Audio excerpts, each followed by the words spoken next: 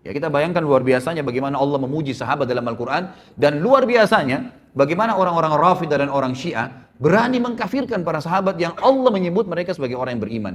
Ini luar biasa nih, ya. Sampai mereka mengangkat bendera untuk membunuh, ya, orang-orang yang sudah mengikuti Nabi SAW, ini sahabat-sahabat Nabi. Dan sampai saya dengarkan cuplikan salah satu tokoh orang-orang Syiah sekarang di Iran, dia membahasakan dalam bahasa Arab gitu kan, tapi saya tidak ingat namanya. Tadi sempat saya lihat terlintas ada cuplikannya di YouTube gitu kan. Dia sempat mengatakan munculnya orang-orang teroris sekarang yang banyak membom sana sini dan membunuh-bunuh ini, itu karena memang mereka ya tidak faham tentang agama ini. Kemudian mereka-mereka ini sebenarnya cuma substansial, cabang-cabang kecil dari induk-induk pemimpin-pemimpin mereka.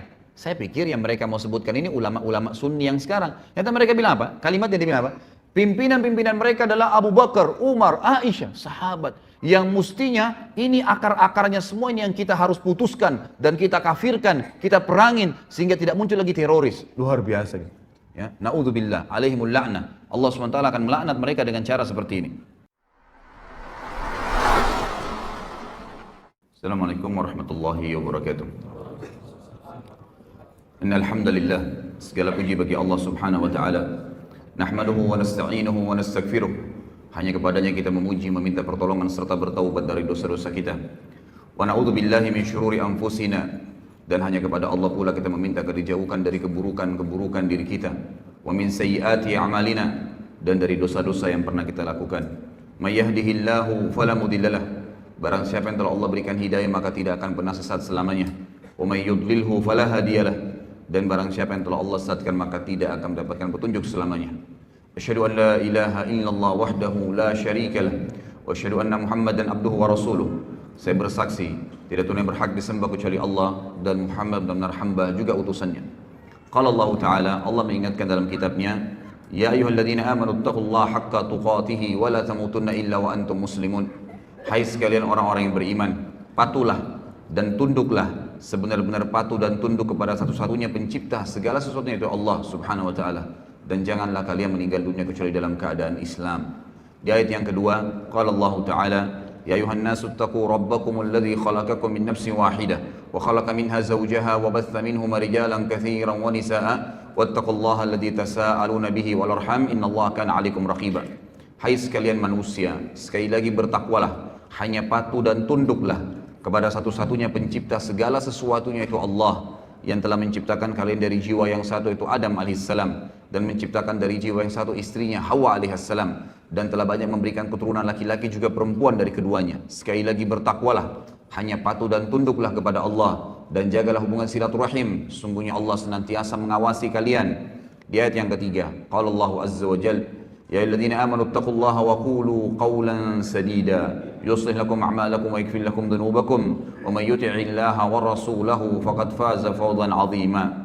Hai sekalian manusia, hai sekalian orang-orang yang beriman, sekali lagi bertakwalah, hanya patuh dan tunduklah kepada Allah dan ucapkan kalimat yang benar. Niscaya Allah akan memperbaiki amalan perbuatan kalian, mengampuni dosa-dosa kalian. Barang siapa yang mentaati Allah dan Rasulnya, maka dia telah mendapatkan kemenangan yang besar. Amma ba'd, fa inna asdaqal hadithi kitabullah. Kita tahu sebaik-baik rujukan bagi umat Islam dalam seluruh lini kehidupan mereka, terutama dalam ibadah, yaitu Al-Quran, kitabullah. Wa khair hadi Muhammadin sallallahu alaihi wasallam, dan sebaik-baik petunjuk setelah Al-Quran adalah petunjuk Nabi besar Muhammad sallallahu alaihi wasallam yang dikenal dengan As-Sunnah. Keduanya rujukan pertama umat Islam atau utama dalam segala lini kehidupan mereka, terutama dalam masalah ibadah. Wa syarrul umuri muhdatsatuha, dan seburuk-buruk ibadah yang tidak punya rujukan dari wahyu Allah, Al-Quran dan Sunnah. Fa inna kulla muhdatsin bid'ah. Semua perbuatan yang dianggap ibadah dan tidak punya rujukan wahyu dikenal dengan perbuatan baru dalam agama. Wa nabidatun dhalalah, dan perbuatan baru itu akan membawa pelakunya pada kekeliruan dan kesesatan. Wa dalam final akan membawa pelakunya ke dalam api neraka. Bapak Ibu sekalian, ikhwah akhwat rahimani rahimakumullah. Tentu yang paling pertama yang layak kita ucapkan adalah segala puji bagi Allah yang telah memudahkan kita untuk berkumpul di rumahnya ini dan juga untuk menghadiri majelis ilmu. Serta sebagaimana sudah saya bahasakan kepada teman-teman panitia, insya Allah saya usahakan dengan izin Allah setiap bulan kita lowongkan, setiap bulan akan ada tablik akbar khusus untuk membahas tentang kisah-kisah sahabat Nabi. Dan ini memang pertemuan pertama kita membahas tentang sahabat yang termulia, yaitu Abu Bakar radhiyallahu anhu. Ada beberapa alasan kenapa saya memilih tema sahabat ini. Yang pertama, saudaraku, Banyak sekali umat Islam yang tidak pernah, tidak tahu, bahkan tidak pernah mau tahu siapa saja orang-orang yang telah sukses sebelum mereka, baik dunia maupun akhirat. Yang mereka pikirkan adalah orang-orang yang masih hidup bersama mereka, yang dianggap belum berhasil sebenarnya. Mereka baru berhasil di poin-poin tertentu, di substansial kehidupan. Belum semuanya, gitu kan. Tapi ada orang-orang yang telah mendahului kita, dari orang-orang saleh terlebih dahulu. Mereka sukses dunia, kaya raya. Seperti figur Abu Bakar nanti akan kita jelaskan. Dia seorang pedagang, kalau Anda mau bicara seorang pedagang, dan termasuk miliardernya Mekah. Beliau juga adalah seorang raja nantinya menjadi khalifah. Beliau seorang ayah yang sukses dan memiliki banyak anak serta 4 orang istri. Beliau juga radhiyallahu anhu yang memiliki banyak sekali kelebihan-kelebihan, termasuk tokoh masyarakat Mekah. Beliau adalah pejuang yang paling berani di medan perang. Beliau memiliki prinsip-prinsip hidup, gitu kan. Umur yang panjang sampai 63 tahun dan banyak sekali hal yang luar biasa dari kehidupan beliau sebagaimana akan kita tahu nanti. Dan akan banyak sekali kita akan ambil pelajaran dari kejadian-kejadian dari kehidupan beliau dan semoga Allah memberikan taufiknya untuk itu. Dan juga hal yang lain, saya akan bedah buku ikhwah dan akhwat sekalian. Bukunya adalah Ashabi Rasulullah SAW, ditulis oleh Syekh Mahmud Al-Misri. Allahu alam ya, setahu saya semenjak saya baca buku-buku tentang sahabat, saya temukan ini buku yang paling lengkap. Jadi kalau ada teman-teman yang berminat, saya sudah titipkan sama panitia, bisa mendapatkan di panitia. Bukunya ada 4 jilid. Ya, buku ini ada 4 jilid. Dan buku ini akan kita bedah setiap bulannya. Jadi kalau kesempatan sekarang kita akan bahas Abu Bakar, maka yang depan insya Allah mungkin Umar bin Khattab dan seterusnya, maka akan terus mengikuti buku ini. Jadi pun kalau ikhwah dan akhwat memilikinya, maka akan terus kita bedah sampai selesai 4 jilid dengan izin Allah subhanahu wa ta'ala. Saya ingin titik beratkan dalam metode penyampaian saya nanti ini, bahasan ini, dan ini bahasan yang cukup panjang sebenarnya. Sejarah Abu Bakar radhiyallahu anhu ini bukan sejarah yang pendek, sejarah yang panjang, dan Allahu alam kita tidak tahu bisa selesai sampai duhur atau tidak. Maka perlu saya tekankan kepada teman-teman bahwasanya saya tidak fokus kepada tanya jawab nantinya, tapi saya akan fokus ke materi. Dan ini yang lebih penting dalam majelis ilmu. Jadi majelis ilmu itu yang dinomorsatukan adalah materi yang diterima, bukan pertanyaannya. Kalau Allah mudahin nanti di akhir waktu ada kesempatan untuk bertanya, alhamdulillah, gitu kan. Kalau tidak, maka bisa nanti menghubungi saya di luar materi ini seperti yang disampaikan oleh panitia. Setiap Rabu malam Maghrib Isya ada materi yang rutin saya sampaikan di masjid kita ini. Antara Maghrib Isya materi Kitab Al-Kabair dan kemudian dilanjutkan tanya jawab sampai jam 9 malam. Dan itu bebas Anda bertanya apa saja. Saya akan masuk dulu ke judul kita. Judul kita ini menggapai derajat Siddiq bersama Abu Bakar. Karena ada kalimat Siddiq yang saya terima atau yang saya titik beratkan pada saat saya sampaikan judul ke panitia. Maka saya akan jelaskan dulu kalimat Siddiq itu sebelum masuk ke masalah siapa itu Abu Bakar dan apa yang kita bisa ambil dan kenapa beliau mendapatkan julukan Siddiq itu sendiri. Saudaraku, Siddiq itu diambil dari kata sadaqa yasduqu yang berarti jujur, tanggung jawab, amanah, penuh kepercayaan. Itu artinya. Kalau seseorang itu memiliki sifat kriteria tadi dari definisinya, maka dia dikatakan Siddiq untuk laki-laki dan Siddiqah untuk perempuan. Allah Azza wa Jalla menggunakan kalimat Siddiq ini di banyak dalam ayat Al-Quran. Ada orang-orang yang memang Allah sebutkan, seperti misalnya Allah sebutkan tentang Yusuf alaihissalam. Dalam surah Yusuf urutan 12 ayat 46, Allah subhanahu wa ta'ala berfirman, A'udzu billahi minasyaitonir rajim, Yusufu ayyuhas Siddiq. Al-ayat. Tentu ada lanjutan ayatnya, tapi ini saksi bahasan. Wahai Yusuf, ya, orang yang siddiq. Karena Yusuf alaihissalam adalah orang yang penuh dengan amanah, tanggung jawab, kejujuran dan kepercayaan penuh. Kemudian juga Allah subhanahu wa ta'ala sebutkan tentang Ibrahim alaihissalam di dalam surah Maryam urutan 19 ayat 41. A'udzu billahi minasyaitonir rajim, wadhkur fil kitabi Ibrahim innahu kana siddiqan nabiyya. Al-ayat. Dan ingatlah tentang kisahnya Ibrahim, penyampaian Allah tentang Ibrahim. Sesungguhnya dia nabi, sesungguhnya dia seseorang yang siddiqan nabiyya. Dia adalah orang yang sangat jujur, penuh dengan kepercayaan. Ya, apapun yang disampaikan tentang kebenaran dia akan dukung, dan dia juga seorang nabi. Kata para ulama tafsir di sini Allah Subhanahu wa taala mendahulukan memuji Ibrahim alaihissalam dengan siddiq sebelum nabi. Berarti siddiq ini punya kedudukan tersendiri karena sebab utama para nabi-nabi ditunjuk oleh Allah justru karena mereka punya sifat sidq. Jadi ini asasnya nanti, kita akan titik beratkan. Jadi dengan adanya sifat sidq tadi, kejujurannya, amanahnya, tanggung jawabnya, kepercayaan penuh tentang kebenaran sehingga dia siap mempertahankan dan membela kebenaran tersebut, itu yang akan membuat Allah Subhanahu wa taala menunjuk mereka, memberikan mereka posisi ya sebagai nabi. Sebagaimana nanti akan kita titik beratkan banyak poin-poin masalah ini. Kemudian Allah Subhanahu wa taala juga menyebutkan tentang Maryam alaihissalam, ibunya Nabi Isa. Di dalam firman-Nya surah Al-Maidah urutan 5, A'udzu billahi minasyaitonir rajim, mal masihu ibnu maryam illa rasulun qad khalat min qablihi ar-rusul wa ummuhu siddiqah. Kana ya'kulani at-ta'am, unzur kaifa nubayyinu lahumul ayati thumma anzur anna yufakun.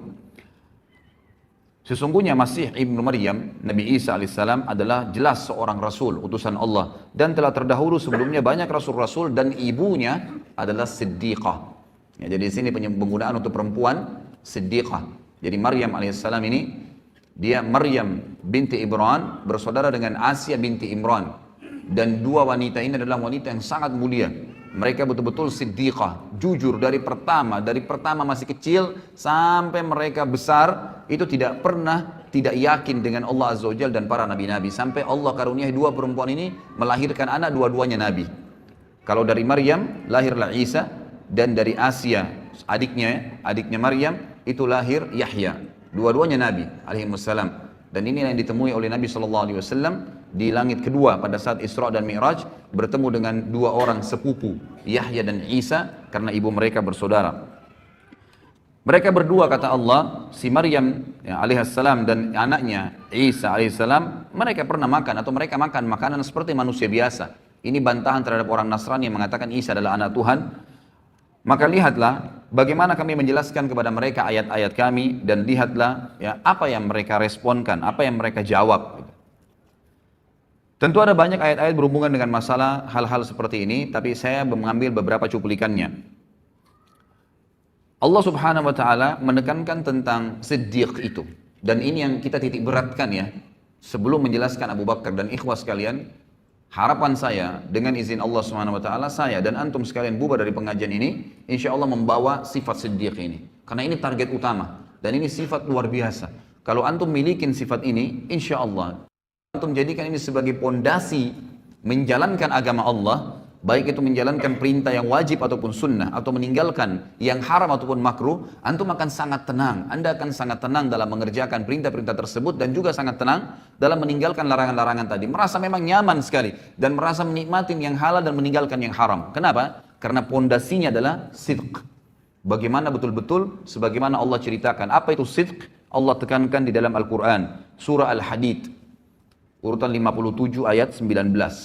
A'udzu billahi minasyaitonir rajim. Walladzina amanu billahi wa rusulihi ulaika humus siddiqun wasyuhada'u 'inda rabbihim lahum ajruhum wa nuruhum walladzina kafaru wa kadzdzabu biayatina ulaika ashabul jahim. Terjemahannya, dan orang-orang yang benar-benar mengimani, meyakini keberadaan Allah dan seluruh rasul-rasulnya tidak terkecuali, sehingga apapun yang diperintahkan oleh Allah dan Rasulnya tidak ada keraguan dalam mengimaninya dan menjalankannya serta mempraktekannya. Tidak ada keraguan. Jenggot diperintahkan Nabi SAW langsung dilakukan, tidak ada keraguan. Sholat diperintahkan awal waktu, afdal azan, langsung sholat, tidak pakai peduli. Seseorang muslim disuruh tutup auratnya langsung, tidak pakai membantah, tidak pakai berpikir. Itu cirinya orang siddiq. Apapun. Mau mengeluarkan uang atau mau mendapatkan pendapatan, ternyata kita khawatir itu adalah haram, bisa mengundang murkanya Allah, ditinggalkan seketika. Itu ciri siddiq. Orang yang benar-benar yakin kalau Allah larang, maka pasti berbahaya buat dia, dan kalau Allah perintahkan pasti baik buat dia. Itu asasnya. Kalau ini antum jadikan sebagai pondasi agama, itu luar biasa. Inilah derajat siddiq. Kata Allah, dan orang-orang yang telah mengimani Allah, yakin keberadaannya, dan mengamalkan semua apa yang Allah inginkan, serta mengimani seluruh Rasul, mengikuti mereka. Mereka lah orang-orang yang siddiq. Dan juga yang dianggap jujur, dan tadi ya, penuh dengan kepercayaan. Dan juga mereka akan menjadi saksi-saksi di hadapan Tuhan mereka nanti, dan mereka akan mendapatkan cahaya yang sempurna. Mereka akan mendapatkan pahala yang sempurna dan cahaya yang sempurna dari Tuhan mereka. Kata para ulama tafsir, cahaya ini adalah setiap orang melihatnya selalu merasa nyaman, selalu merasa dekat dengan Allah karena siddiqnya.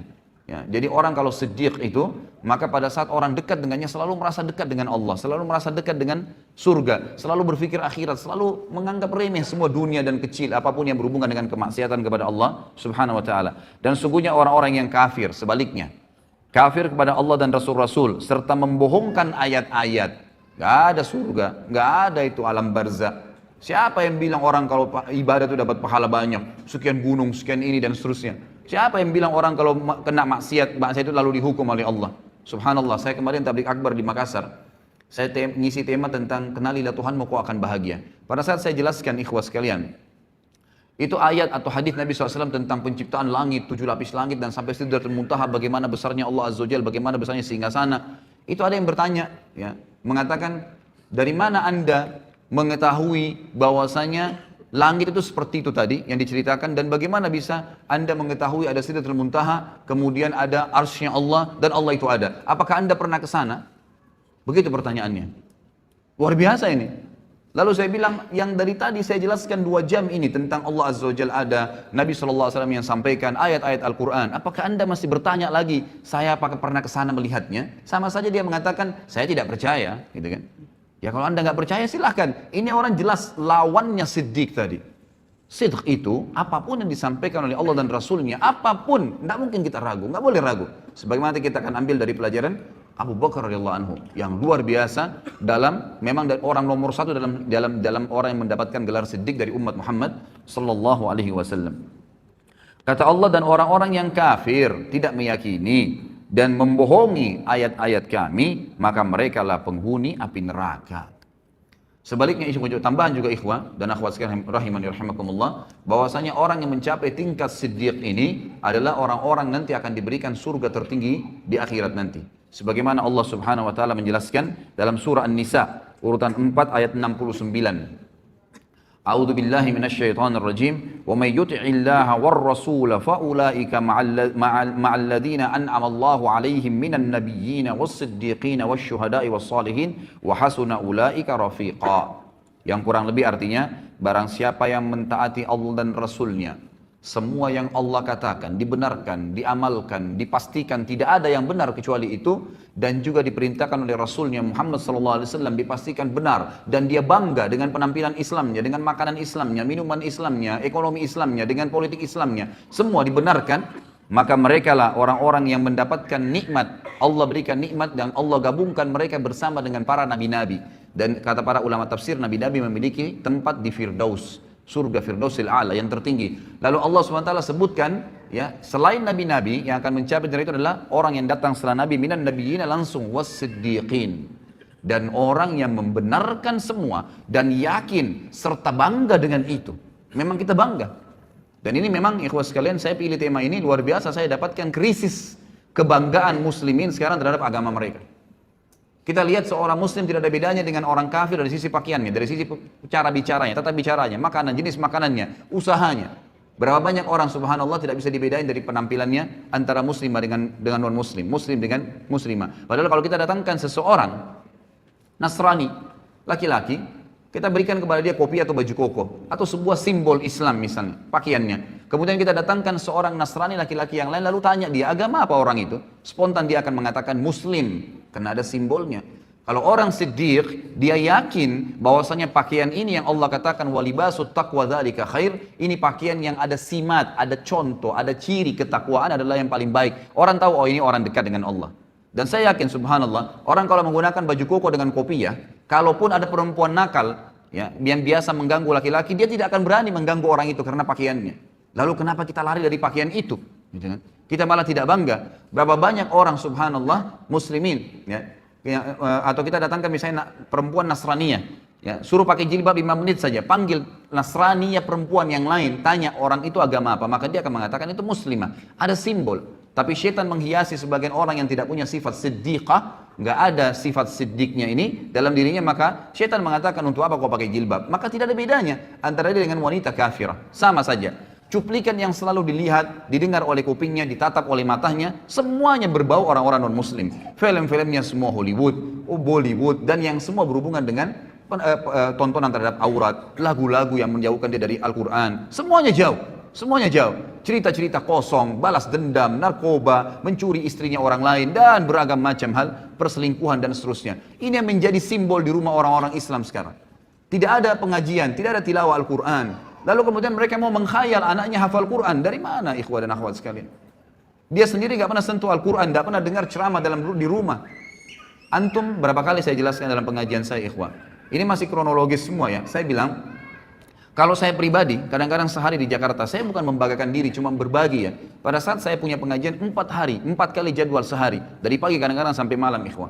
Dari pengajian saya isi 2 jam, kemudian pulang, menuju ke pengajian yang kedua. Di mobil itu sejam atau setengah jam, atau 45 menit, atau kadang-kadang sampai 2 jam jaraknya. Itu saya dengarkan lagi ceramah, baik ceramah saya, baik tilawah Al-Quran, baik ceramah asatidzah, teman-teman dai-dai, atau saya dengarkan para masyayikh yang dari Saudi dalam bahasa Arab. Jadi saya tidak ada tidak ada selang waktu di mana saya kosong gitu di mobil, atau saya lagi berzikir kepada Allah SWT. Saya coba lakukan, kemudian saya isi pengajian 2 jam lagi, jedah lagi antara pengajian kedua dan ketiga juga saya dengarkan lagi ceramah. Itu luar biasa, api iman dalam hati itu terus berkobar ikhwah. Kadang-kadang antum dari pengajian seperti ini keluar dari masjid, setan akan bisikin, tadi kan sudah pengajian, sekarang hiburannya musik. Dibisikin sama dia, antum iyahkan, begitu lemah, tidak sidq. Yakin ikhwah sekalian, kalau antum yakin di majelis ilmu bisa menambah iman, bisa mengingatkan kita kepada Allah Azza wa Jal, bisa membuat kita rindu dengan akhirat, bisa tahu tentang surga, bisa tahu tentang neraka dan kita khawatir tentang neraka tersebut, lalu kenapa tidak sepanjang hidup kita seharian itu diisi dengan hal tersebut? Sayangnya rumah-rumah umat Islam sekarang ada Al-Quran itu kalau ada kematian, malah sebenarnya tidak ada Al-Quran dalam sunnah Nabi SAW dibaca pada saat kematian. Sebaliknya mereka lakukan hal tersebut. Dalam masalah ekonomi, riba, ya, gharar, semuanya, kezaliman, manipulasi yang dilarang oleh Nabi SAW, dilarang oleh agama, tapi dilakukan. Alasannya apa boleh buat Ustaz? Nggak ada jalan lain. Lalu antum depan Allah Azza wa Jalla juga akan katakan itu pada hari kiamat, pada saat dihisab, nggak ada jalan lain. Lepaskan diri dari situ. Ya, harus yakin dengan janji Allah Subhanahu wa taala. Ini akan kita titik beratkan 2 jam ke depan ikhwah, bagaimana memunculkan sifat siddiq dalam hati kita dan mempelajari dari orang yang nomor 1 dalam sifat siddiq, Abu Bakar radhiyallahu anhu, yang luar biasa dalam masalah seperti ini. Apapun yang Allah dan Rasulnya katakan tidak ada keraguan, pasti benar, dan itu menjadi simbol kehidupannya. Langsung, tidak ada keraguan dalam masalah itu. Masalah politik sudah dijelaskan dalam Islam, harus orang alim, harus orang yang faham agama Allah, yang tahu halal haramnya Allah, baru jadi pemimpin. Mana pernah pemimpin negara kita ada orang yang alim? Ya, padahal Nabi SAW mengatakan apa? Al-ulama warathatul anbiya. Ulama itu pewarisnya para nabi. Emang sudah begitu. Nabi-nabi ini pemimpin manusia. Sekarang kalau ada kiai, ada ustadz, ada dai, dicalonkan jadi presiden, disorotin oleh masyarakat. Untuk apa dai menjadi masuk di politik? Subhanallah. Lalu kalau bukan ustadz atau ada dai atau ulama yang memimpin anda, siapa yang akan pimpin anda? Orang-orang fasik seperti sekarang? Yang membiarkan tempat kemaksiatan terbuka, pelanggaran-pelanggaran agama Allah dilakukan, riba merajalela mencekik lehernya umat-umat Islam, anak-anak muslimah dan muslim kita yang akhirnya terbengkalai, dipaksanya ini dan dipaksakan itu, dan seterusnya. Gitu kan? Maka ini keliru sekali. Bukankah Nabi SAW datang ke Madinah lalu menjadi pemimpin pada saat beliau datang dan beliau menobatkan diri menjadi raja sekalian Nabi di Madinah karena beliau adalah seorang yang paling alim, tahu halal haramnya Allah. Bukankah Nabi SAW wasiatkan Abu Bakar radhiyallahu anhu penggantinya setelah beliau adalah orang yang paling alimnya sahabat, paling tahu halal haramnya Allah? Bukankah Abu Bakar menulis wasiat pada saat mau meninggal mengatakan, aku meninggalkan wasiat yang manusia yang paling bertakwa sama Allah dan paling paham halal halalnya Allah adalah Umar bin Khattab? Bukankah Umar bin Khattab lalu menunjuk Uthman bin Affan? Bukankah Uthman dan masyarakat Madinah akhirnya menulis akhirnya menunjuk, ya, masyarakat Madinah menunjuk Ali setelah itu karena dianggap orang yang paling alim setelah Uthman dan seterusnya. Kita lihat bagaimana Khulafaur Rasyidin menunjukkan adalah ulama. Ya. Apa kata Nabi SAW dalam hadis sahih riwayat Al-Hakim? Sayati umara'us sufaha. Akan datang nanti sepeninggalku adalah pemimpin-pemimpin yang sangat sufaha. Sufaha itu jamak daripada safih. Dan orang Arab ini ikhwah menyebutkan kata-kata safih itu kalau bodohnya super bodoh. Namanya. Kalau jahal, itu artinya bodoh masih ada pinternya. Tapi kalau safih, itu artinya bodoh yang tidak ada di tahu apa-apa. Orang yang tidak tahu, tidak ada informasi apapun dengan dia. Maka apa kata Nabi SAW? Akan datang pemimpin-pemimpin yang sufaha, yang bodohnya luar biasa. Kenapa Nabi SAW mengatakan bodoh? Beliau lanjutkan hadis yang mengatakan, umara'u la yahtaduna bihaddi wa la yastannuna bisunnati. Pemimpin-pemimpin yang tidak akan pernah mengambil petunjuk dariku, nggak mau nunjuk Nabi Muhammad SAW, tidak mau tahu halal haramnya Nabi SAW. Nabi SAW ya seorang Nabi Muslim, ya sudahlah. Saya juga Muslim, tapi nggak hubungannya dengan politik saya. Subhanallah. Ya. Lalu siapa yang anda jadikan patokan? Belanda, Inggris, negara-negara Barat, orang-orang kafir yang kufur kepada Allah Subhanahu Wa Taala. Lahirlah sistem demokrasi yang akhirnya siapa yang paling banyak suaranya, siapa yang paling kuat, ya orang masanya maka dia menang walaupun dia bodoh. Subhanal Khaliq, gitu kan. Ini luar biasa karena kita jahilnya, kita tidak tahu tentang apa yang diajarkan Nabi SAW dan kita tidak sidq, kita tidak mempercayai itu. Seakan-akan ragu, benar nggak Islam nih? Benar nggak Islam itu bisa ngatur politik? Padahal 1345 tahun kita memimpin dunia. Bagaimana Anda masih ragu dengan masalah itu? Lalu kata Nabi SAW, wa yastannuna bi sunnati, dan tidak pernah ngikutin sunnah-sunnahku. Kita lihat sekarang negara-negara Islam. Jadi kacau balau, jadi gampang semuanya diobrak-abrik, jadi gampang tak naik pemimpin, ya tidak ada opsi lagi. Ini atau itu, dua-duanya nggak baik, dua-duanya begini. Karena Anda tidak kembali kepada sistem yang sebenarnya. Allah Azza wa Jalla sudah tuntunkan di dalam kitabnya. Jadi kata Allah Subhanahu wa taala, dan orang-orang yang mentaati Allah dan Rasulnya dalam segala lini ikhwah. Al-Quran dan Sunnah di atas segalanya. Allah dan Rasulnya di atas segalanya. Di atas politik, di atas ekonomi, di atas rumah tangga, di atas jabatan, di atas pendapatan, di atas segala-galanya. Itu baru dikatakan orang itu sidq. Orang yang benar-benar yakin dan percaya penuh terhadap apa yang Allah dan Rasulnya turunkan. Barang siapa yang mentaati Allah dan Rasulnya, maka mereka lah yang akan bersama diberikan nikmat kepada nabi-nabi dan orang-orang yang siddiq, orang-orang yang terpercaya tadi, dan syuhada, orang yang mati syahid, wassalihin, dan orang-orang yang saleh, wa hasuna ulaika rafiqa, dan mereka lah sebaik-baik orang, sebaik-baik orang. Baik ikhwas sekalian, sebelum masuk ke Abu Bakar juga, saya menemukan ada tema yang menarik dari buku ini. Sebelum jauh membahas masalah Abu Bakar radhiyallahu anhu, di sini ada disebutkan di buku ini. Nanti kalau Anda memiliki buku ini atau antum memiliki buku ini, ada poin yang saya kemarin sempat terlintas membaca sepintas gitu. Lalu saya temukan memang ini poin yang tidak boleh luput dalam materi seperti sekarang kita ini. Ikhwas sekalian, demi Allah ikhwah, saya bersumpah di atas podium ini. Kita ini umat yang terbaik. Umat Islam, umat yang terbaik. Kita memiliki syariat yang paling sempurna dari Allah dan Rasulnya Muhammad SAW. Tidak boleh ragu dengan masalah itu. Kita tidak perlu agama lain. Kita tidak perlu dengan siapapun. Orang lain menjadikan umat Islam sebagai kiblat, iya. Tapi jangan kita yang berkiblat dengan mereka. Karena mereka berkiblat pada hal-hal yang melanggar dan kufur kepada Allah pencipta langit dan bumi. Sementara kita ini di bawah tuntunan pencipta langit dan bumi. Bagaimana bisa seorang muslim ragu? Dan ikhwas sekalian, kita akan bacakan dalil bagaimana umat Muhammad SAW adalah umat yang terbaik. Dan kita adalah umat memang yang mestinya memimpin dunia. Memang sudah begitu. Jadi tidak boleh ragu dengan masalah itu. Dengarkan ikhwah. Kata Allah Subhanahu wa taala di dalam Al-Qur'an, surah Al-Imran ayat 110. Kalau pegang buku ini bisa lihat halaman masih awal-awal ya, halaman 41. A'udzu billahi minasyaitonir rajim.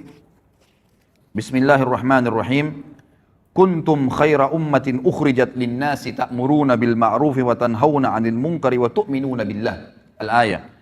Kalian umat Islam, umat Muhammad SAW adalah sebaik-baik umat yang telah dilahirkan untuk siapa? Untuk manusia akhir zaman, untuk seluruh manusia. Dari zaman Adam AS sampai hari kiamat. Kalian adalah sebaik-baik umat, artinya kalian pemimpinnya, kalian yang harus jadi patokan, kalian harus jadi panduan, kalian yang menjadi contoh bagi orang lain. Dan kalian, sifat kalian adalah kalian selalu menyeru kepada yang ma'ruf. Apa yang Allah perintahin, selalu kalian bilang, gak bisa tuh karena Allah larang, bisa tuh karena Allah yang bolehkan, selalu begitu. Rasulullah contohkan, Rasulullah gak contohkan, itu sifatnya umat Islam. Menyeru kepada yang ma'ruf artinya yang Allah dan Rasulnya perintahkan. Wa tanhauna 'anil munkar, dan kalian melarang kemungkaran yang Allah dan Rasulnya larang. Hanya itu patokannya. Wa tu'minuna billah, dan kalian meyakini sepenuhnya tentang keberadaan Tuhan Allah Subhanahu wa taala. Kemudian juga disebutkan di dalam surah Al-Baqarah ayat 143.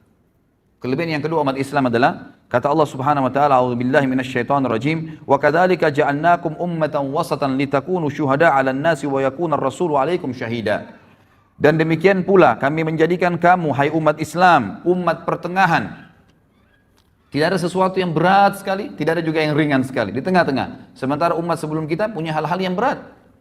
Kalau antum belum tahu, umat Nabi Musa alaihissalam itu kalau mereka berbuat dosa besar, taubatnya bukan kayak kita.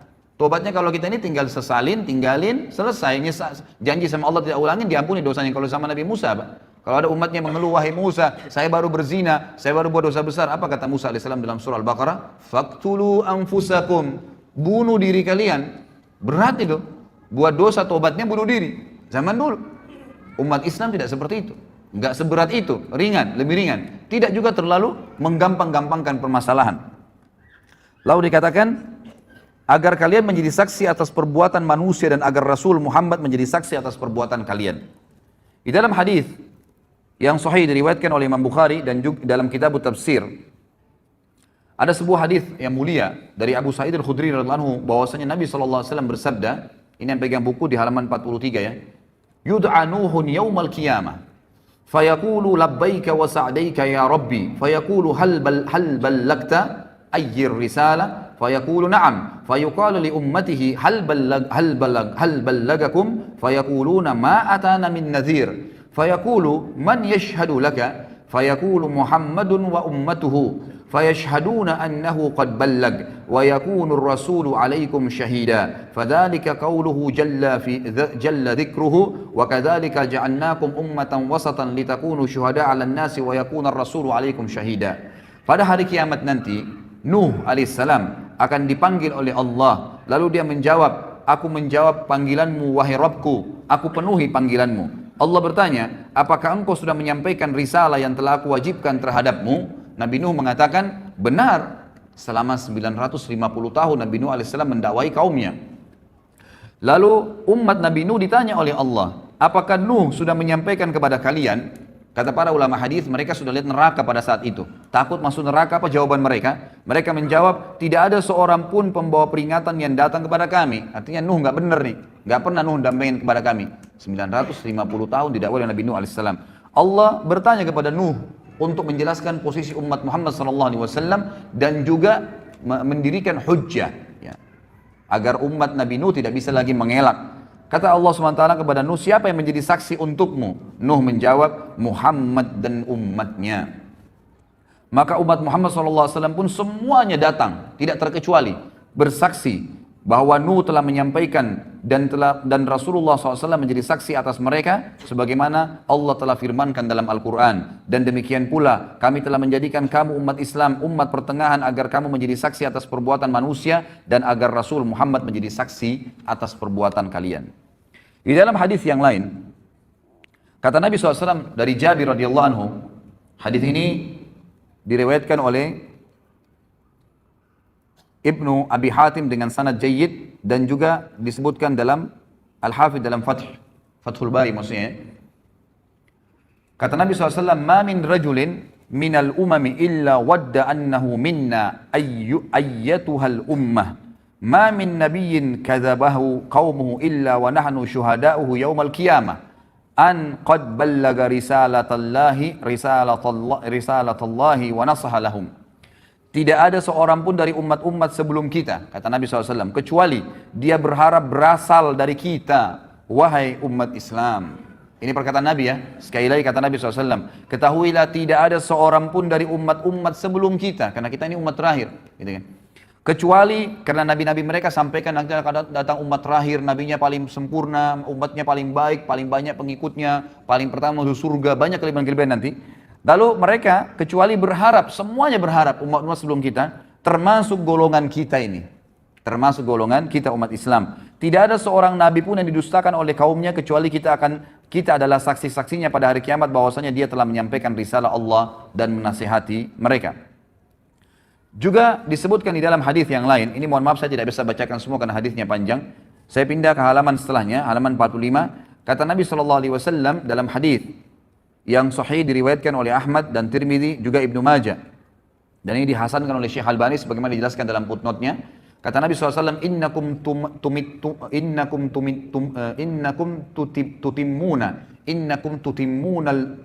tutimmuna sab'ina ummah antum khairuha wa akramuha 'ala Allah. Sesungguhnya kalian akan melengkapi 70 umat. Ya, kata para ulama hadis maksudnya adalah ada 70 kelompok umat yang besar nanti pada hari kiamat. Dan kalian adalah yang melengkapi, yang paling banyak di antara 70 umat itu.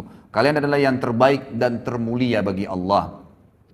Di dalam hadis yang lain, diriwayatkan oleh Ahmad dan Tirmidzi dari Anas dan Syekh Albani mengatakan atau mensahihkan hadis ini. Kata Nabi SAW, mathalu ummati mathalul matar. La yudra awwaluhu khairun am akhiruh. Umatku ibaratnya hujan. Tidak diketahui mana yang paling baik, apakah yang pertama atau yang terakhirnya. Maksudnya apa? Semuanya baik. Umat Islam ini semuanya baik. Selama mereka amalkan agamanya, maka mereka adalah yang terbaik. Tidak ada bedanya antara satu dengan yang lainnya. Juga kata Nabi SAW di dalam hadis yang sahih riwayat Abu Daud, Tabarani, dan juga Hakim. Nabi SAW bersabda, ummati hadhihi ummatun marhumatun, laysa 'alaiha 'adzabun fil akhirah, innama 'adzabuha fid dunyal fitan, wazzalazilu, wal qatlu, wal balaya.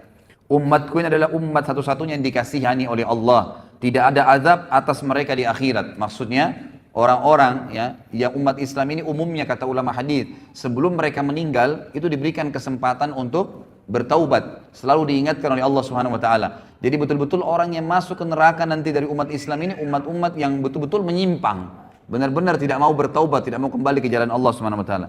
Akan tetapi azabnya akan datang di dunia dalam bentuk fitnah-fitnah, gempa bumi, pembunuhan, mungkin mereka dibunuh oleh orang-orang lain, dan wabah penyakit. Kemudian di dalam hadis yang lain juga diriwayatkan Imam Muslim dari Abu Musa al-Asy'ari bahwasanya Nabi SAW bersabda, Inna Allah Azza wa Jal idza arada rahmata ummatin min ibadihi qabada nabiyyaha qablaha faja'alahu laha faratan wa salafan baina yadayha wa idza arada halakata ummatin adzabaha wa nabiyyuha hayyun fa ahlakaha wa huwa yanzuru fa aqarra aynahu bihalatiha hina kadzabuhu wa asaw amrah. Jika Allah Azza wa Jalla hendak merahmati suatu umat dari hamba-hambanya, niscaya dia mengambil atau mewafatkan nabinya sebelum mereka. Seperti Nabi Muhammad SAW wafat sebelum para sahabat umumnya. Dia menjadikan nabi tersebut sebagai pendahulu di hadapan mereka sehingga bisa dicontohin. Jika Allah hendak membinasakan satu umat, niscaya dia Allah menyiksanya sebelum nabi mereka atau selama nabi mereka masih hidup. Allah membinasakan mereka sedangkan nabi mereka melihatnya. Seperti kasus Nabi Nuh, Nabi Lut. Jadi dilihat, dia membuatnya tenang dengan kebinasaan mereka manakala mereka mendustakan dan menyelisihi perintahnya. Kemudian juga kelebihan umat Muhammad SAW yang lain adalah hadis disebutkan oleh Ibnu Majah dan Baihaqi, disahihkan oleh Syekh Albani dari Abu Hurairah anhu bahwasanya Nabi SAW bersabda, Inna Allah tajawaza li ummati amma tuwaswisu bihi suduruha atau suduruha ma lam ta'mal aw tatakallam bihi wa mastukriha alaih. Sesungguhnya Allah memaafkan umatku apa yang terbersit dalam hati mereka selama mereka belum melakukannya. Jadi kalau kita lagi sholat, kemudian ada bisikan-bisikan riya, bisikan apa saja, selama kita belum iyakan, maka tidak terhitung batal, gitu kan? Sebab semua ibadah pasti ada terlintas bisikan setan ya. Kita mau sedekah, tuh orang puji, itu orang ini. Kita lagi sholat tuh, indahkan ada teman di sebelah kamu, kamu dipuji. Kita lagi berdoa seperti itu. Selama kita nggak iyakan, maka tidak ada masalah. Tapi kalau kita sudah iyakan baru terjadi riya, itu mendapatkan dosa. Seperti itu. Allah SWT memudahkan bagi umat ini seperti itu. Jadi Allah Subhanahu wa taala memaafkan umatku apa yang terbersih dalam hati mereka, maksudnya digoda oleh syaitan selama mereka belum melakukannya atau mengucapkannya, dan apa yang mereka dipaksa atasnya. Kalau dipaksa lakukan satu perbuatan, kalau tidak dia akan dibunuh. Seperti kasus Ammar ibn Yasir ya radhiyallahu anhu, pada saat ayahnya dan ibunya Ammar dan Sumayyah dibunuh oleh Abu Jahal, maka Ammar masih kecil, umurnya 7 tahun, 8 tahun. Ketakutan, disiksa sama Abu Jahal. Abu Jahal bilang, saya akan siksa kamu, saya tidak bunuh langsung. Sampai habis semua kulitmu, sampai kamu kesakitan luar biasa dan kamu mati tersiksa. Kalau kau tidak kufur kepada Muhammad. Maka kata Ammar, baiklah, apa yang kau mau wahai Abu Jahal? Kata Abu Jahal, katakan, saya kufur kepada risalahnya Muhammad, kufur kepada kenabian Muhammad. Maka Ammar mengatakan, saya kufur kepada risalahnya Muhammad. Lalu Abu Jahal tidak puas. Lewatlah unta betina, lalu kata Abu Jahal, saya tidak akan lepaskan kau kecuali kau katakan unta ini Tuhanku. Maka Ammar pun berkata, unta ini Tuhanku, baru dilepas. Ammar bin Yasir radhiyallahu anhu waktu lepas dari azab merasa menyesal, ya terbebani hatinya. Kenapa tadi nggak sekalian biarin aja saya disiksa? Lalu dia datang kepada Nabi SAW mengatakan, umur 7 tahun, 8 tahun ini luar biasa imannya. Lalu kata Ammar, ya Rasulullah sambil nangis, bagaimana bisa ini? Saya tadi mengucapkan begini dan begitu ya Rasulullah, karena saya takut dibunuh. Kata Nabi SAW, wahai Ammar, kalau seandainya diulangin lagi kepadamu besok, ucapkanlah. Selama memang bukan hatimu yang menginginkannya. Artinya memang dipaksa, gitu kan? Ini terlepas dari, ini adalah sebuah hal yang tidak dihukum bagi umat Muhammad SAW. Kemudian juga dikatakan oleh Nabi SAW di dalam hadis diriwayatkan oleh Ibnu Abi Asim dari Anas dan dihasankan oleh Syekh Albani dalam Sahihul Jami', kata Nabi SAW, Inna Allah Ta'ala qad ajara ummati min an tajtami' ala dhalalah. Sesungguhnya Allah Ta'ala telah melindungi umatku sehingga mereka tidak bersepakat di atas kesesatan. Artinya selama mereka berpegang pada Al-Quran dan Sunnah, maka mereka insya Allah tidak akan sesat. Kemudian juga ya, di dalam hadis yang diriwayatkan oleh Imam Muslim dan Ahmad juga Nasai dari Hudzaifah radhiyallahu anhu bahwasanya Nabi sallallahu alaihi wasallam bersabda, "Fuddilna 'alan nasi bi thalath. Ju'ilat sufufuna ka sufufil malaika وجعلت لنا الأرض كلها مسجدا وجعلت تربتها لنا طهورا إذا لم نجد الماء وأعطيت هذه الآيات من آخر سورة البقرة من كنز تحت العرش لم يؤتها نبي قبلي. Kami diberikan umat Islam ini 3 keutamaan kata Nabi SAW atas semua manusia. Yang pertama, saf-saf kami dijadikan seperti safnya para malaikat.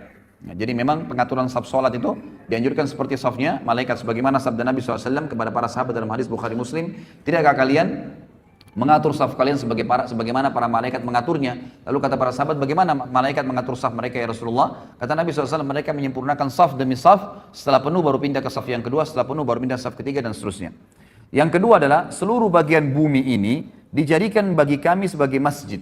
Boleh dibangun masjid dimanapun tempatnya, selama tanah itu bukan tanah hasil rampasan atau yang haram, maka boleh dibangun masjid.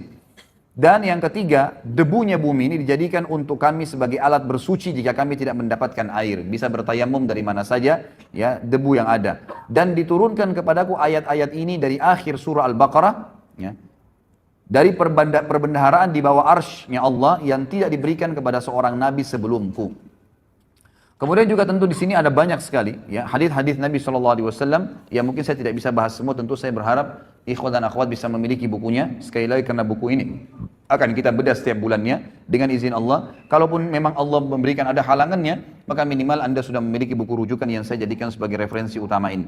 Di sini ada banyak sekali ya, dan saya tutup dengan hadis ya di mana Nabi SAW menyebutkan ada 2 hadis ya, yang pegang buku di halaman 53 langsung.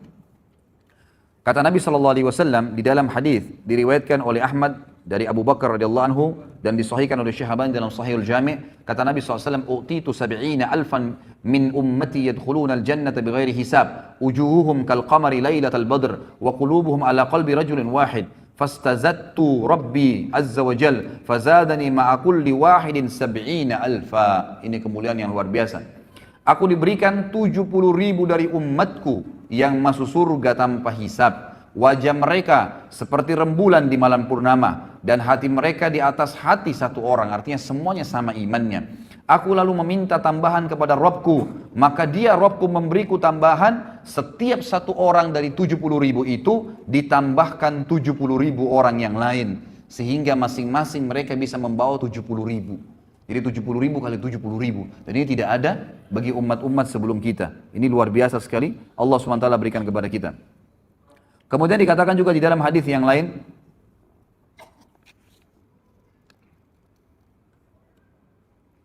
diriwayatkan di halaman 54 ya, footnote nomor 24, diriwayatkan oleh Ahmad, Tirmidzi dan Ibnu Majah dari Burairah radhiyallahu anhu, disahihkan oleh Syekh Albani sama di Sahih Jami'. Kata Nabi SAW, ahlul jannati ishruna wa mi'atu saf, thamanuna minha min hadhil ummati wa arba'una min sairil umam. Penduduk surga itu sebanyak 120 saf nanti jumlahnya, ya, 120 saf. 80 darinya itu adalah dari umat ini.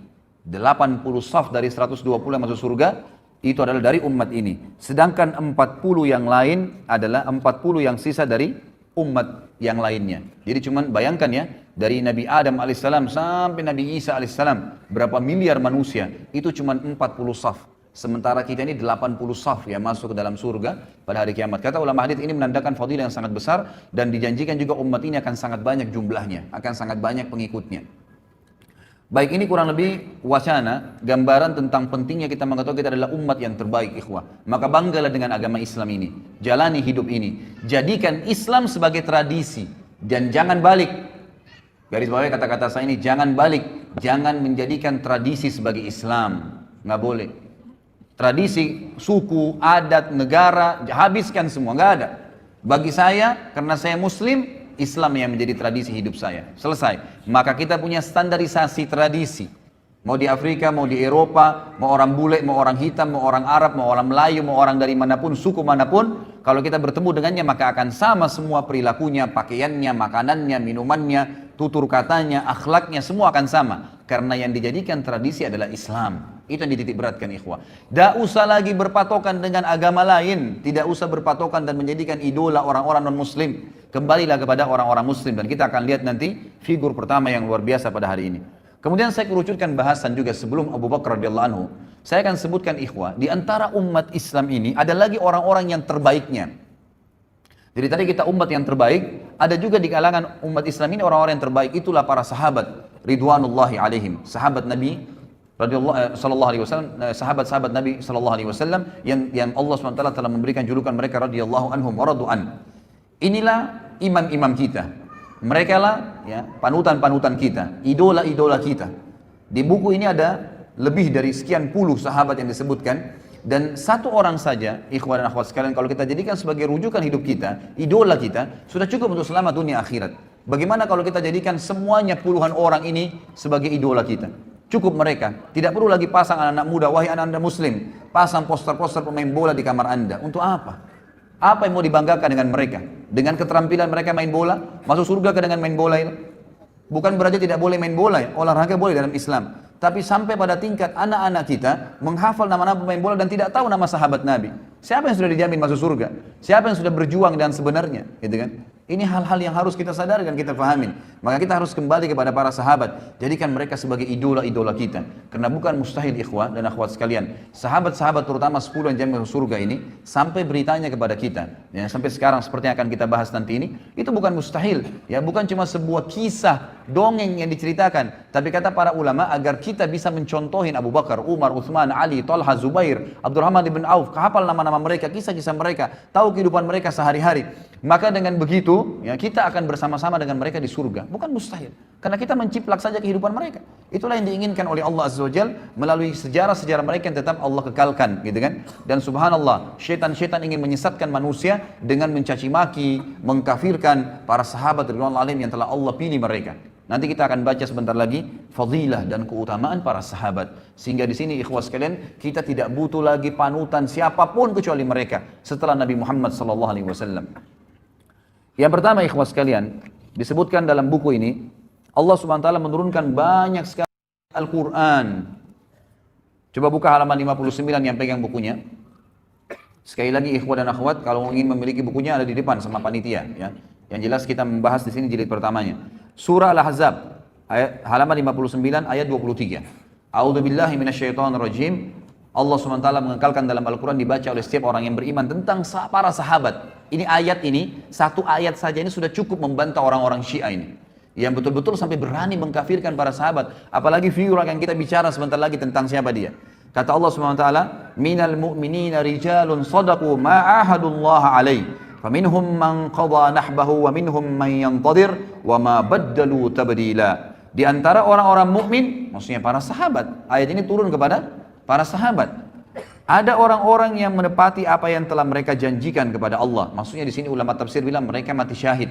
Mereka berusaha masuk medan perang supaya mati syahid dan Allah berikan apa yang telah Allah janjikan. Dan ada di antara mereka yang gugur dan ada pula di antara mereka yang masih menunggu ikut perang, belum mati, ikut perang yang kedua, terus begitu. Ya, karena yakin dengan apa yang Allah janjikan dengan mati syahid itu. Dan mereka sama sekali tidak mengubah janjinya. Maksudnya tidak berubah, tidak murtad, tidak ragu, tidak bimbang. Kemudian dalam surah Al-Bayyinah ayat 8 Allah Subhanahu wa taala mengatakan radhiyallahu anhum wa radu an. Allah Subhanahu wa taala ridha kepada mereka dan mereka pun ridha kepada Allah. Mereka pun ridha kepada Allah. Kemudian dalam surah Al-Fath ayat 18 Allah terus memuji para sahabat. Ikhwas sekalian, kalau Allah sudah ridha kepada seseorang, Rabbul Alamin, Tuhan alam semesta, siapa lagi yang kita mau jadikan panutan selain mereka? Yang diridhoi oleh atasannya, diridhoi oleh presiden dan rajahnya, diridhoi oleh keluarganya dan istrinya atau suaminya? Jauh sekali. Diridhoi oleh pencipta langit dan bumi, radhiyallahu anhum wa radu an. Allah sudah ridha kepada mereka semua sahabat. Di sini jamak, radhiyallahu anhum, tidak terkecuali, gitu kan? Wa radu an, dan mereka juga ridha dengan Allah, ridha dengan agama ini. Mereka memilih itu. Kemudian juga dalam surah Al-Fatih ayat 18 halaman 60-nya, a'udzubillahi minasyaitonirrajim, kata Allah SWT, laqad radiyallahu 'anil mu'minina id yubayyi'unaka tahta asy-syajarati fa'alima ma fi qulubihim fa'anzala as-sakinata 'alaihim wa athabahum fathan qariba. Sungguh Allah telah meridai orang-orang yang beriman. Siapa mereka itu? Sahabat di sini. Ketika mereka berjanji kepadamu, hai Muhammad. Siapa di antara kita pernah ketemu dengan Nabi SAW? Tidak ada. Yang pernah ketemu adalah para sahabat. Ayat ini turun kepada mereka. Kata Allah SWT, sungguh Allah telah meridai orang-orang mukmin ketika mereka berjanji setia kepadamu hai Muhammad di bawah pohon. Dia mengetahui apa yang ada dalam hati mereka. Maksudnya Allah tahu hati-hati para sahabat yang bersih dari kekufuran. Lalu dia Allah memberikan ketenangan atas mereka dan memberikan balasan kepada mereka dengan kemenangan yang dekat. Kemudian juga dalam surah Al-Fath ayat 29. Terus bertubi-tubi Allah jelaskan tentang siapa sahabat ini. Inilah idola kita saudaraku. Kata Allah SWT, A'udzubillahi minasyaitonir rajim, Muhammadur Rasulullah walladzina ma'ahu asyidda'u 'alal kuffari ruhama'u bainahum tarahum ruk'an sujjadan yabtaguna fadlan minallahi wa ridwana simahum fi wujuhihim min atharis sujud dzalika mathaluhum fit Taurat wa mathaluhum fil Injili kazar'in akhraja syat'ahu fa'azarahu fastagladha fastawa 'ala suqi yu'jibu az-zurra'a liyaghiza bihimul kuffar wa'adallahu alladhina amanu wa 'amilus solihati minhum maghfiratan wa ajran 'azima. Muhammad itu, kata Allah SWT, adalah benar-benar utusan Allah. Dan orang-orang yang bersama dengan dia. Siapa orang bersama dengan Nabi SAW? Kita kan? Orang-orang yang nanti belum lahir kan? Orang yang hidup bersama Nabi SAW. Sahabat. Makanya para ulama memberikan definisi sahabat adalah orang yang melihat Nabi SAW dengan mata kepalanya, beriman dengan Nabi SAW dan meninggal dalam keyakinan tersebut. Itu namanya sahabat. Di sini dipuji oleh Allah SWT. Mereka bersama dengan Muhammad, mereka bersikap tegas terhadap orang-orang kafir dan mereka berkasih sayang sesama mereka. Kalian melihat mereka ruku dan sujud, ini cirinya para sahabat, selalu sibuk dengan ruku dan sujud saja ibadah kepada Allah SWT, mencari karunia Allah dan keridhaannya. Pada wajah mereka tampak tanda-tanda bekas sujud, di dahi mereka hitam. Demikianlah sifat-sifat mereka yang diungkapkan dalam Taurat dan juga diungkapkan dalam Injil. Jadi dalam Taurat dan Injil sudah disebutkan ciri-ciri para sahabat ridwanullahi alaihim. Jadi ini bukan orang-orang yang cuma sekedar dari umat kita saja, maksudnya hanya sekedar dari umat kita dan disebutkan dalam Al-Quran, tapi memang Allah pastikan Taurat, Injil sebelum mereka lahir sudah disebutkan siapa itu sahabat.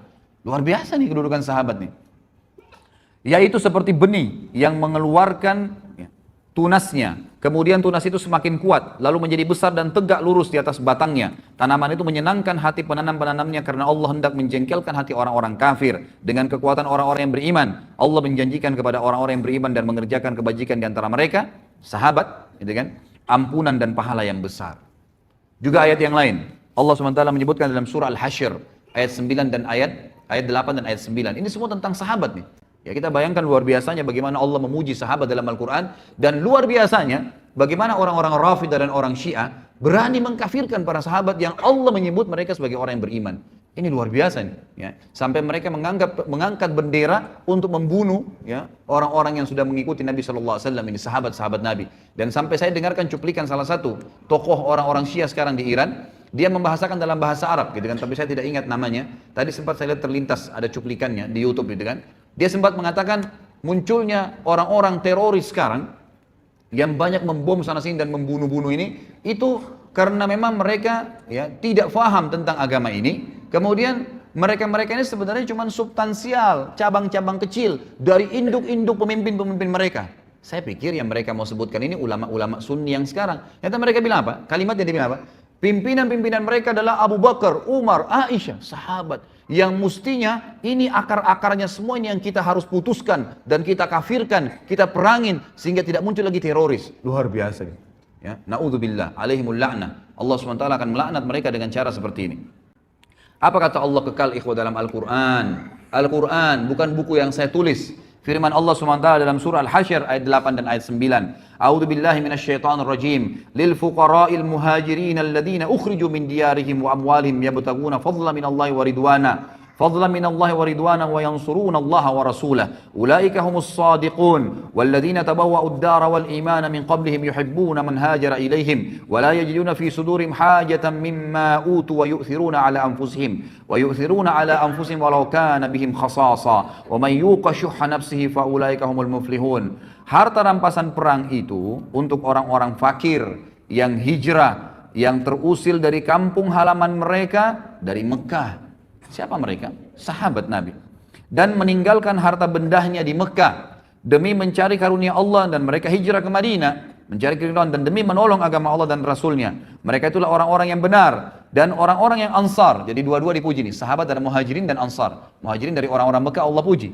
Mereka meninggalkan harta dan kota mereka negeri mereka, hijrah untuk Allah dan Rasulnya. Dan orang-orang Ansar yang di Madinah yang menyambut mereka, sahabat-sahabat Nabi yang telah menempati kota Madinah. Siapa yang menempati kota Madinah di zaman Nabi SAW? Sahabat Nabi. Dan telah beriman sebelum kedatangan mereka, para muhajirin, kepada Nabi Muhammad SAW. Mereka mencintai orang-orang yang berhijrah ke tempat mereka. Dan mereka tidak menaruh keinginan dalam hati mereka terhadap apa yang diberikan kepada mereka, muhajirin. Maksudnya memberi balasan, memberikan bantuan kepada muhajirin, tidak berharap balasan. Itu sifat sahabat-sahabat Ansar. Meskipun mereka juga memerlukannya. Dan siapa dijaga diri dari kekikiran, berhitungan di jalan Allah, maka mereka itulah orang-orang yang beruntung. Mereka lah orang-orang yang beruntung. Kemudian surah At-Taubah ayat 88 sampai 89. Terus Allah sebutkan banyak ayat tentang sahabat nih. Sengaja saya angkat ayat-ayat ini dan saya bahas ikhwah dan akhwat sekalian rahimakumullah agar kita tahu nih, inilah idola-idola kita ini ahli-ahli surga dan sudah sukses di dunia juga di akhirat. Di dunia nanti akan kita lihat kisah Abu Bakar radhiyallahu anhu. Kata Allah SWT Taubah 88 89, a'udzubillahi minasyaitonir rajim, lakinir rasul walladzina amanu ma'ah jahadu bi amwalihim wa anfusihim wa ulaika lahumul khairat wa ulaika humul muflihun. A'addallahu lahum jannatin tajri min tahtiha al-anharu khalidina fiha, dzalikal fawzul azim. Tetapi Rasul dan orang-orang yang beriman bersama dia, beriman kepada Nabi Muhammad sallallahu alaihi wasallam, sahabat, mereka berjihad dengan harta dan jiwa, mereka itu memperoleh kebajikan, mereka itulah orang-orang yang beruntung. Sahabat dipuji oleh Allah SWT. Allah telah menyediakan bagi mereka surga yang mengalir di bawahnya sungai-sungai, mereka kekal di dalamnya, itulah kemenangan yang agung. At-Taubah ayat 100. A'udzubillahi minasyaitonir rajim. Ayat setelahnya, was-sabiqunal awwaluna minal muhajirin wal ansari walladzina ittaba'uhum bi ihsan والذين اتبعوهم بإحسان رضي الله عنهم ورضوا عنه وعد لهم جنات تجري تحتها الأنهار خالدين فيها أبدا ذلك الفوز العظيم. Dan orang-orang yang terdahulu, lagi yang pertama-tama masuk Islam dari golongan muhajirin dan ansar. Kata ulama tafsir, penyebutan Allah SWT muhajirin ansar memastikan tidak mungkin orang lagi mendustakan kalau ini turun kepada para sahabat ridwanullah alaihim. Karena tidak ada orang yang berjulukan muhajirin dan ansar kecuali para sahabat Nabi. Dan orang-orang yang mengikuti mereka dengan baik setelah itu. Semua orang yang mengikuti para sahabat setelah meninggalnya sahabat dan Nabi SAW, Allah ridho kepada mereka. Dan mereka pun ridho kepada Allah. Allah menyediakan bagi mereka surga-surga yang mengalir di bawahnya sungai-sungai. Mereka kekal di dalamnya selama-lamanya. Itulah kemenangan yang agung. Ikhwah akhwat sekalian, ikuti para sahabat, sahabiat Nabi, pertahankan sampai malaikat maut mencabut ruh anda, maka pasti kita akan masuk surga. Allah yang berfirman, Allah sediakan surga yang di bawahnya mengalir sungai-sungai. Gak usah pusing lagi dengan artis fulan, idola profesor, doktor ini. Sibuk dengan sahabat Nabi ridwanullahi alaihim. Wallahi ikhwah, Abu Bakar gak punya ijazah dari Amerika, Umar gak punya ijazah dari Eropa, tapi memimpin negara, menjadi orang yang sangat adil, dan mereka kaya raya, pedagang yang berhasil, keturunannya semua sukses. Ya, kita akan lihat bagaimana Abu Bakar dalam kehidupannya luar biasa. Ya, bukan berarti saya katakan tidak usah berpendidikan formal, silahkan, gitu kan? Tapi jangan itu dijadikan sebagai idola, panutan, seakan-akan sudah melupakan semua orang-orang yang sudah kita sebutkan dari kalangan sahabat. Selanjutnya surah At-Taubah 117. Kata Allah Subhanahu wa taala, "A'udzubillahi minasyaitonir rajim. Laqad taballahu 'alan nabiyyi wal muhajirin wal ansari alladziina ittaba'uuhu fi sa'atil usr. Alladziina ittaba'uuhu fi sa'atil usrati min ba'di ma kada yazigu qulubu fariqin minhum thumma taba 'alaihim innahu bihim raufur rahim." Allah berfirman, ya, sungguh Allah telah menerima taubat Nabi Muhammad sallallahu alaihi wasallam dan orang-orang muhajirin dan orang ansar. Di sini Allah bukan sebutkan mukminin umumnya, tapi di sini dikhususkan Nabi dan muhajirin dan ansar, artinya sahabat-sahabat yang mengikuti Nabi pada masa-masa kesulitan di awal-awal Islam. Sulit sekali menyebarkan Islam. Ikhwah sekarang dan akhwat sekalian, kita luar biasa ya. Lahir zaman sekarang ini luar biasa kalau bagi saya bilang. Kita lahir Quran sudah sempurna, masjid sudah banyak, orang tua kita muslim, ya. Di mana-mana tersebar agama Islam. Sudah jelas, masjid di Mekah sudah bebas dari kekufuran, Madinah sudah bisa dikunjungi, orang bisa umroh haji sepuasnya. Luar biasa Islam. Kalau kita lahir di zaman Nabi SAW, ikhwah, nggak gampang jadi sahabat. Luar biasa sulitnya. Nggak ada lampu, nggak ada penerangan pada saat itu. Ada seorang nabi buta huruf, nggak bisa baca, nggak bisa nulis, ngaku nabi. Kira-kira kalau antum hidup di zaman Mekah dulu, beriman nggak? Gitu kan? Nggak ada lampu, nggak ada apa-apa. Orang yang hidup bersama-sama di padang pasir, lalu ngaku saya nabi. Gitu kan? Apalagi nanti kita bahas masalah Isra dan Mi'raj. Ada borak, kuda bersayap, terbang. Perjalanan Palestina Mekah sebulan bisa ditempuh dalam satu malam. Mungkin kita bersama dengan Abu Jahal, naudzubillah.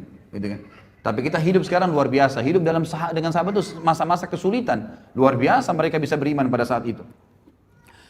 Setelah hati segolongan dari mereka hampir berpaling, kemudian Allah menerima taubat mereka. Sungguhnya Allah Maha Pengasih lagi Maha Penyayang terhadap mereka. Kemudian juga ayat yang lain, dan ini saya angkat saja ayat yang terakhir karena ini cukup banyak dalilnya. Dalam surah Al-Kahfi, ya.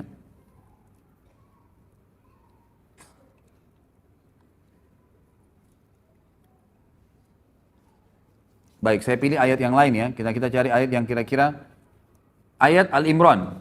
Terakhir ya, Al-Imran di halaman 65 ayat 172 174. A'udzubillahi minasyaitonir alladzina istajabu lillahi war rasuli min ba'di ma asabahumul qarh lilladzina ahsanu minhum wattaqau ajrun 'adzim. Alladzina qala lahumun nasu innan nasa qad jama'u lakum fakhshawhum fazadahum imana wa qalu hasbunallahu wa ni'mal wakil fanqalabu bi ni'matin minallahi wa fadlin lam yamsashum su'un wattaba'u ridwanallah wallahu dzu fadlin 'adzim. Orang-orang yang mentaati perintah Allah dan Rasul Muhammad SAW setelah mendapatkan luka dalam perang Uhud. Siapa yang hadir di perang Uhud? Kita kan? Para sahabat Nabi. Orang-orang yang berbuat kebajikan dan bertakwa di antara mereka, para sahabat, mendapatkan pahala yang besar, yaitu orang-orang yang mentaati Allah dan Rasulnya. Yang ketika ada orang-orang yang mengatakan kepada mereka di perang Uhud, orang-orang Quraisy telah mengumpulkan pasukan untuk menyerang kalian, karena itu takutlah kepada mereka. Apalagi berita Muhammad SAW telah terbunuh pada saat itu. Ternyata ucapan itu justru menambah kuat iman mereka, para sahabat. Dan mereka menjawab, cukuplah Allah menjadi penolong bagi kami dan dia sebaik-baik pelindung. Maka mereka kembali dengan nikmat dan karunia yang besar dari Allah. Mereka tidak ditimpa suatu bencana dan mereka mengikuti keridhaan Allah. Allah mempunyai karunia yang besar. Ini ayat-ayat ikhwah dan cukup banyak ayat-ayat yang lain, tapi kita suka habis ini ayatnya. Saya akan angkat di sini perkataan Ibnu Mas'ud tentang para sahabat Nabi. Sahabat menceritakan tentang sahabat. Apa kata beliau? Di sini penulis mengatakan sungguh indah ucapan Ibnu Mas'ud radhiyallahu anhu tentang para sahabat Rasulullah sallallahu alaihi wasallam. Dia berkata, "Inna Allah nadhara fi qulubil ibadi fawajada qalba Muhammadin sallallahu alaihi wasallam khaira qulubil ibad.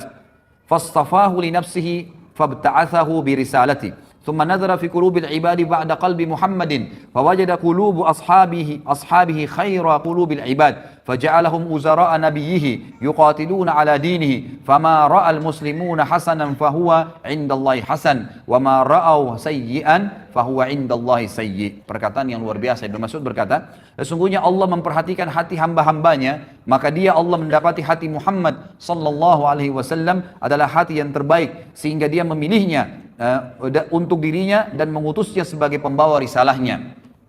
Kemudian Allah Azza wa Jalla melihat hati hamba-hambanya setelah hati Muhammad sallallahu alaihi wasallam, maka dia mendapati hati para sahabatnya adalah hati yang terbaik sehingga dia menjadikan mereka sebagai pendukung-pendukung nabinya yang berperang di atas agamanya. Apa yang dipandang baik oleh para sahabat kaum muslimin pada saat itu, maka ia juga baik di mata Allah. Karena para sahabat, ya, dari perilaku-perilaku mereka, dari perkataan mereka, dari pertanyaan mereka kepada Nabi SAW, maka turunlah ayat membenarkan perilaku mereka. Dan apa yang dipandang buruk oleh kaum muslimin sahabat pada saat itu, maka ia juga buruk dipandang oleh Allah Subhanahu wa taala.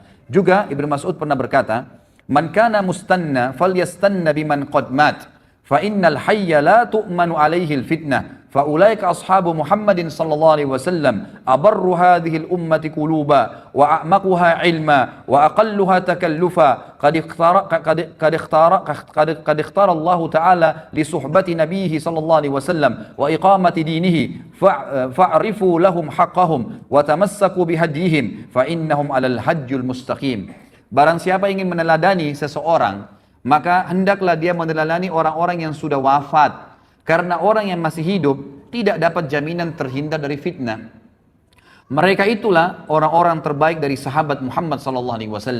Umat ini yang paling mulia hatinya. Dari umat Muhammad ini, para sahabat yang paling mulia hatinya, paling mendalam ilmunya, dan paling sedikit memaksakan ya dirinya. Maksudnya di sini memaksakan diri dalam hal-hal duniawi. Allah Ta'ala telah memilih mereka untuk menjadi sahabat-sahabat Nabi-Nya SAW dan menegakkan agamanya, dan kenalilah, maka oleh karena itu kenalilah hak-hak mereka dan berpeganglah kepada petunjuk-petunjuk mereka karena mereka berada di atas jalan yang lurus. Diriwayatkan oleh Ibnu Abdul Bar dalam Jami' Bayan Ilm wa Fadli, dan juga disebutkan melalui jalur Qatadah dan Ibnu Mas'ud diriwayatkan, dan Syekh Albani mengatakan, ya, dikatakan ini adalah hadis yang sahih. Ini kurang lebih gambaran tentang para sahabat. Tentu masih ada lagi fadilah-fadilah dan bisa dibaca dari halaman 67, itu terlalu banyak ya, terlalu banyak hadis-hadis di sini yang disebutkan oleh Nabi sallallahu alaihi wasallam. Saya akan angkat, mohon maaf, ada satu lagi hadis di sini di halaman 70 ya. Di mana Nabi sallallahu alaihi wasallam bersabda tentang para sahabat beliau. Tentu ini banyak dalil yang belum saya baca ya. Karena melihat waktu saja. Hadis yang diriwayatkan oleh Imam Muslim dan Ahmad juga ya banyak disebutkan oleh imam-imam yang lain, di mana Nabi sallallahu alaihi wasallam bersabda tentang sahabat, "An-nujumu amanatun lis-sama', fa idza dhahabat an-nujum atas sama'u ma tu'ad, wa ana amanatun li ashabi, fa idza dhahabat ata ashabi ma yu'adun, wa ashabi amanatun li ummati, fa idza dhahaba ashabi ata ummati ma yu'adun." Bintang-bintang adalah penjaga bagi langit. Artinya selama bintang ada di langit, maka orang bisa tahu yang terang langit itu. Jika bintang lenyap, maka akan datang kepada langit apa yang dijanjikan. Kalau Allah sudah angkat bintang-bintang itu, maka langitnya akan kiamat. Aku adalah penjaga bagi para sahabatku. Jika aku pergi wafat, maka akan datang kepada para sahabatku apa yang dijanjikan kepada mereka. Artinya akan ada ya, sahabat akan menyebar dan akhirnya mereka juga akan menemukan beberapa kendala, tapi mereka tinggal kembali kepada panduan Nabi SAW. Sahabat-sahabatku adalah penjaga bagi umatku. Jika sahabat-sahabatku telah pergi wafat, maka akan datang kepada umatku apa yang dijanjikan kepada mereka. Artinya mereka akan berselisih kalau mereka tidak mengikuti para sahabat ridwanullahi alaihim. Juga di sini halaman 71 nanti ikhwah bisa baca, ini hadis juga yang agung, bahwasanya banyak fakta sejarah disebutkan di dalam banyak sekali hadis riwayat Muslim, ya hadis riwayat Bukhari, banyak disebutkan hadis-hadis di mana pernah terjadi peperangan. Sering kali terjadi peperangan di zaman Nabi SAW meninggal, kemudian pemimpin perang berkata kepada pasukannya, apakah ada di pasukan kita ini yang pernah menjadi sahabat Nabi? Maka mereka mengatakan ada, si fulan dan si fulan. Maka Allah memberikan kemenangan karena keberadaan sahabat itu. Kemudian dalam peperangan yang lain berkata juga pemimpin-pemimpin setiap peperangan di zaman tabi'in mereka berkata, adakah sahabat yang ikut? Oh ada si fulan masih hidup di pasukan. Maka Allah berikan kemenangan lagi karena adanya sahabat. Lalu setelah itu setelah para sahabat meninggal semua, lalu terjadi peperangan, pernah terjadi fakta lapangan, para tabi'in berkata, ya seorang pemimpin perang pernah berkata, apakah ada orang di antara kalian yang pernah menemani sahabat Nabi? Maksudnya menjadi sahabatnya Nabi, tabi'in. Maka berkata mereka ada si fulan dan si fulan. Maka Allah pun memberikan kemenangan justru karena ada di situ muridnya para sahabat ridwanullahi alaihim. Jadi di sini kita bisa lihat bagaimana Allah Azza wa Jalla memberikan kemenangan-kemenangan untuk ya pasukan-pasukan jihad karena adanya para sahabat ridwanullahi alaihim. Ini kurang lebih kronologisnya ikhwas sekalian, dan memang agak panjang tadi saya sampaikan agar memang kita menyadari tentang pentingnya kedudukan kita umat Islam dan juga pentingnya kedudukan para sahabat ridwanullahi alaihim. Sekarang kita masuk ke inti bahasan tentang umat nomor satu, ya, atau dari umat ini yang nomor satu, yang dinomorsatukan oleh para ulama, ya ulama Sunni semua sepakat mengatakan umat atau orang yang paling terbaik dari umat Muhammad sallallahu alaihi wasallam setelah Nabi Muhammad adalah Abu Bakar radhiyallahu anhum. Saya akan mulai ikhwah. Abu Bakar ini beliau berada atau berasal dari suku yang masyhur